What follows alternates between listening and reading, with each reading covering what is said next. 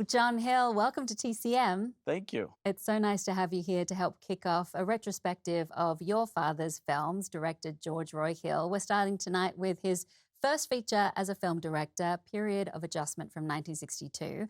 And it's especially meaningful to have insight from someone who knew him so well because your father wasn't a director who did a lot of interviews or went on talk shows or published his own autobiography. Not at all. He was very nervous. As an actor, he was nervous and he didn't want to go on interviews. He felt the work spoke for itself. You know, the story was the most important thing, not the director. His main goal was to just entertain audiences. That's what he really wanted to do. So he didn't think it was about the director. Yeah, that's a really Yeah. nice and humble way to approach it, particularly because he had so many great classic films that we love to watch on TCM. But did he do any kind of writing for the history of the family, for your Yes, family he to did, have? which I really enjoyed reading because I didn't know so much of what he had done. So, in other words, on live TV, he wrote a teleplay that James Dean was in. I would have told everybody that I had written something that James Dean was in. It's pretty exciting. Yeah, you mentioned he was an actor before he started directing. He also seemed to be very focused on music and literature. That's what he Yes. studied, right? Yes, at Yale. He studied music. And then on the GI Bill, he studied James Joyce in Ireland. Wow. So he did a lot of, studying there at Trinity College. And that was where he started acting, Yes, right, in Dublin. at the Gaiety Theatre. Wow. And the Abbey Theatre. But he didn't feel like he was a great actor. And he married my mother, Louisa Horton. She played Burt Lancaster's fiancée in All My Sons. That was before they got married, but Period of Adjustment. She was the one to recommend Jane Fonda to him, so I wanted to include her. She had 4 children, so she gave up her acting career.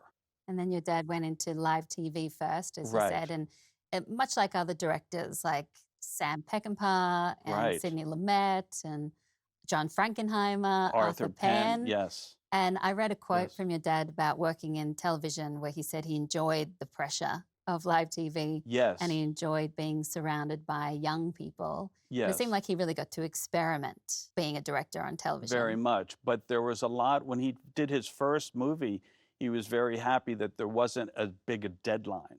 He had a little bit more time. When he did A Night to Remember, it was over 70 speaking parts. And 28 million people saw it on live TV. You couldn't have a mistake. And thankfully, there wasn't one. But he was always very nervous. So it was a good training ground. And he also worked in theater as a director. Yes. Period of Adjustment, which we're about to see. He directed the Broadway version of this Yes. Tennessee Williams play. But Yes. you were telling me that he wasn't the first choice as director for that stage production. Right. That was Elia Kazan. But he went on to do Splendor in the Grass.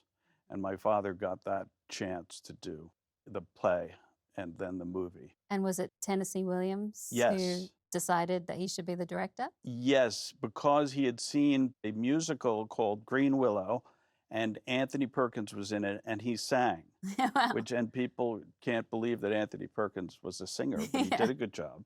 And the musical didn't do all that well, but he got his next job. So Which was but- his first film, Yes, eventually. yes. He directed the feature film adaptation of the Yes. stage production. And how did he find that transition from television to film? You said he liked the longer deadline, but what about working on the set? I think he liked it very much. He had to deal with various issues because he always wanted to be in control on the set, and he didn't have that much power for his first film. Yeah. He was naive in terms of film because he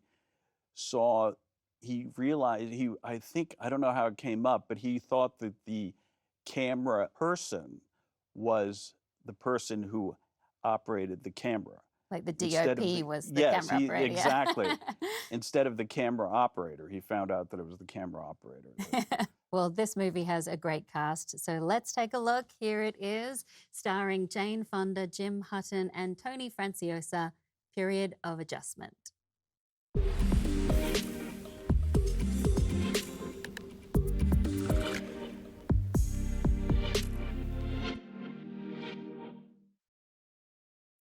Well, Well, John, every time I watch Period of Adjustment, I marvel at how much Jane Fonda had to cry.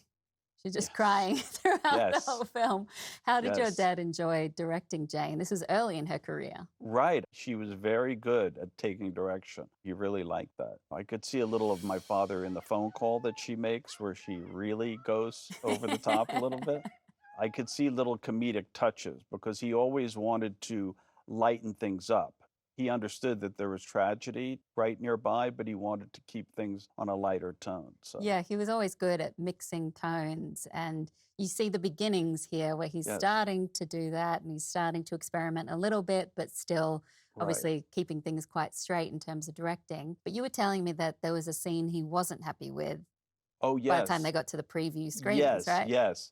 Well, there was a opening scene he wanted cut, and the producer wouldn't allow him to cut it. So he was watching the preview screening with an audience, a test audience. He said it was because he had a bad back and he just got up in the middle. But sometimes I wonder if he's being truthful.